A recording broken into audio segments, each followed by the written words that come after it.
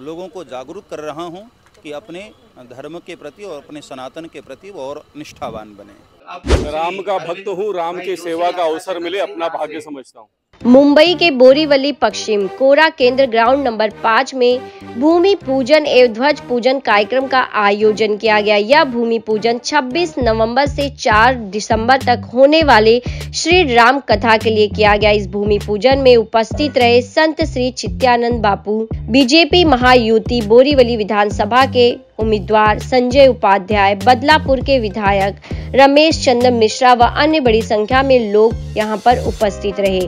आपको बता दें 26 नवंबर से 4 दिसंबर होने वाले श्री राम कथा का रसपान 15,000 भक्त यहां पर संत श्री चित्यानंद बापू की वाड़ी से रसपान कर पाएंगे। श्री राम कथा का आयोजन अमित व्यास, मयंक वेद, अरविंद जोशी, अवध नारायण मिश्रा के द्वारा आयोजित किया गया है। तो इस दौरान मीडिया से बातचीत में संत श्री चित्यानंद बापू ने क्या कुछ कहा मीडिया से बातचीत में, और साथ ही संजय उपाध्याय और इस दौरान श्री राम कथा के आयोजकों ने क्या कुछ विशेषता बताई इस राम कथा की। देखिए, अयोध्या में भगवान राम विराजित हुए हैं और हम संतों को ये पूरी निष्ठा है और भावना है कि पूरे देश में, पूरे विश्व में अब राम राज्य की परिकल्पना साकार होने जा रही है। तो उसी भावना को लेकर मैं भी यहाँ आया हूँ कि मुंबई में भी सभी लोगों के हृदय में भगवान विराजित हों और जो भी थोड़ी बहुत कमियाँ यहाँ पर हैं वह उनकी कृपा से पूर्ण हो और लोग अपने संस्कारों में वापस लौट करके वैदिक काल की ओर चलें और आनंदित और प्रसन्नचित्त रहें।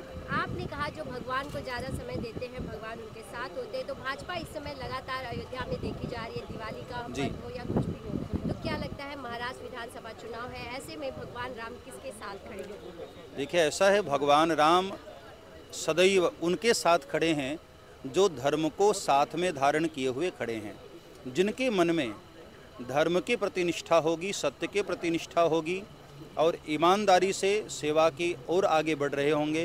भगवान की कृपा उन्हें ही प्राप्त होगी, फिर वो पार्टी कोई भी हो।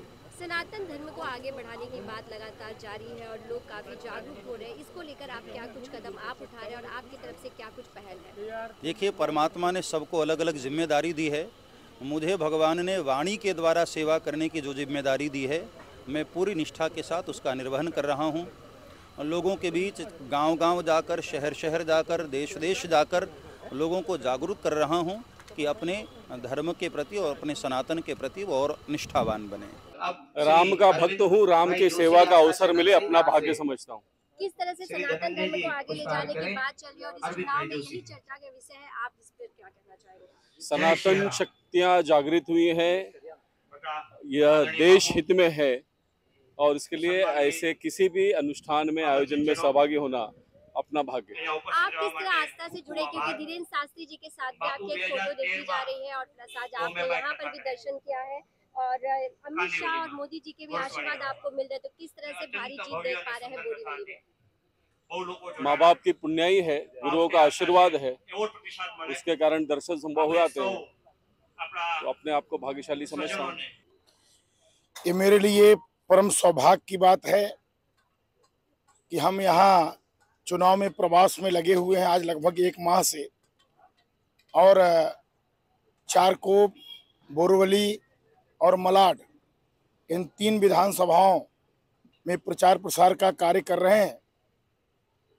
और जैसे ही मुझे पता लगा, बापूजी का फोन आया कि हमारी 26 तारीख से यहाँ पर बोरीवली में कथा है और आज उसका भूमि पूजन है, तो हम यहाँ पर उपस्थित होकर के आज जो भूमि पूजन हुआ है उसमें शरीक होकर के इस राम कथा में मैं अपने आप को धन्य मानता हूँ।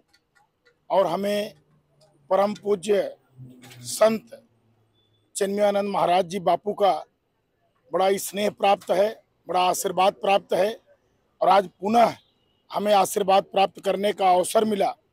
और मैं बताना चाहता हूं कि मैं अपने गांव में बहुत बड़ी कथा बापूजी की इसके पूर्व में करा चुका हूं और बापूजी का बहुत नाम है, बहुत अच्छे कथावाचक हैं। देशों में, विदेशों में, अंतर्राष्ट्रीय स्तर पर अगर मैं कहूं तो बापूजी की कथाएं अधिकतर श्रवण करने को मिलता है विभिन्न चैनलों के माध्यम से। और ये बड़ी अच्छी बात है कि हमारे मुंबई के लोग, खासकर बोरीवली कांदिवली के लोगों के लिए यह बड़े परम सौभाग्य की बात है कि बापूजी का कथा 26 तारीख से उन्हें श्रवण करने का अवसर प्राप्त होगा। और मुझे पूरा विश्वास है कि पूरा ये इधर का मुंबई पूरा जो है राममय हो जाएगा और राम की भक्ति में 26 तारीख से लोग झूम जाएंगे, ऐसा मुझे विश्वास है। और मैं आह्वान करूंगा कि लोग भारी से भारी संख्या में बापू चिन्मयानंद जी की कथा का श्रवण करने आए। बात अयोध्या की हो या मुंबई बोरीवली की हो, हर जगह जिस तरह से आप लोग भगवान राम के भक्ति में लीन है, क्या लगता है इस बार भगवान राम की कृपा बीजेपी पर किस प्रकार होगी? इस विधानसभा चुनाव में किस तरह की बम्पर जीत होगी? देखिए, राम को पता था कि मुंबई में भाजपा का सरकार, महाराष्ट्र में भाजपा का सरकार होना हो तो भगवान है, भगवान को सब कुछ पता होता है। और आपको बताना चाहता हूं, बड़े सौभाग्य की बात है कि 20 तारीख को यहाँ चुनाव है और 23 तारीख को निर्णय आएगा और 26 तारीख को कथा होगा। यानी राम राज यहाँ पर आना तय है। और उसी राम राज की जो परिकल्पना मुंबई की आम जनता करके 20 तारीख को मतदान करेगी, 23 तारीख को परिणाम पाएगी और 26 तारीख को राम का गुणगान यहाँ पर पूरे मुंबई में होने जा रहा है। तो मैं समझता हूँ राम की महिमा जो भी गाए और वो सीधे बैकुंठ पाए, इससे बड़ी और क्या बात हो सकती है। विश्व कल्याण मिशन ट्रस्ट की जो शाखा मुंबई है, उसके द्वारा आगामी 26 नवंबर से 4 दिसंबर तक विशाल श्री राम कथा बोरीवली क्षेत्र में कोरा केंद्र ग्राउंड नंबर 5 पर होने जा रही है, जिसका ही आज भूमि पूजन हुआ और हनुमान जी महाराज का ध्वज पताका पूजन भी हुआ है। हनुमान जी महाराज को आमंत्रित किया गया राम कथा के लिए।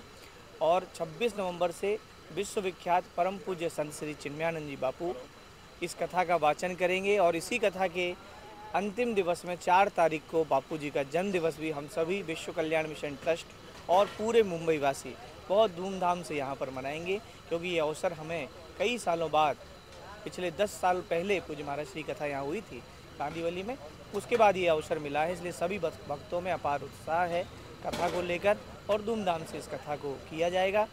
और सबसे मैं आग्रह करूँगा कि इस कथा में ज़्यादा से ज़्यादा संख्या में पहुँचे और राम कथा का आनंद ले, महाराज जी का आशीर्वाद प्राप्त।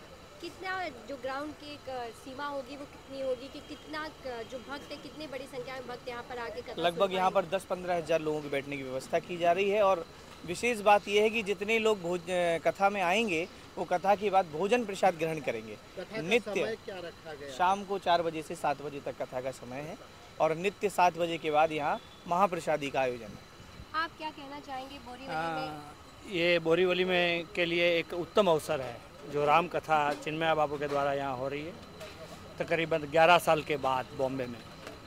ये कथा का जीवंत प्रसारण सारे विश्व में है, USA, कनाडा, UK, भारत में तो वही है। घर बैठ के भी लोग ये कथा का आनंद और श्रवण कर सकेंगे। और ये कथा की विशेषता ये है कि ये साथ में भंडारा है। रोज़ तकरीबन 5 से 10 हज़ार लोगों की खाने की व्यवस्था होगी 9 दिन तक। और 9 दिन तक हम कथा का आनंद लेंगे। और 4 दिसंबर को, जिस दिन बापू का जन्मदिन है, उस दिन यहाँ पे हम लोग एक भव्य उत्सव भी करेंगे और रोज़ शाम को कोई ना कोई सांस्कृतिक कार्यक्रम भी होने जा रहा है। ये बहुत भव्य दिव्य कार्यक्रम है। 26 तारीख से कथा का प्रारंभ होगा और कथा दरमियान सभी को प्रसाद का भी व्यवस्था है। ऐसा है कि बापू का यही कहना था कि लोग कथा श्रवण करने के लिए तो आए लेकिन प्रसाद भी पा कर जाएं। क्या उसके लिए ये भव्य दिव्य आयोजन किया है।